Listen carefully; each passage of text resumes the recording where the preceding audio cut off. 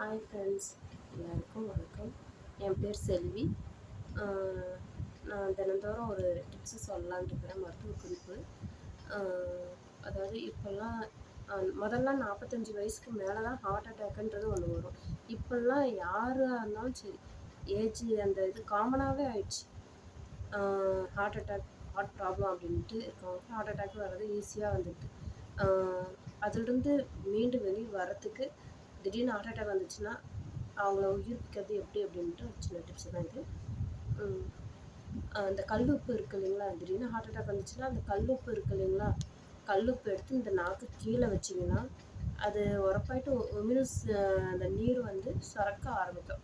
அப்படி சுரக்கும் போது அவங்க நார்மலாக பழைய நிலைமைக்கு வந்துடுவாங்க. அவங்கள எழுப்பிவிட்டு முதுகை தட்டி விட்டு தண்ணி கொடுத்திங்கன்னா ஓகே, நார்மல் ஆயிடுவாங்க. சரிங்களா? இந்த டிப்ஸும் ஃபாலோ பண்ணுங்கள், எல்லாருக்கும் ஷேர் பண்ணுங்கள்.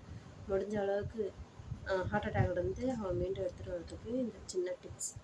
Okay, thank you friends.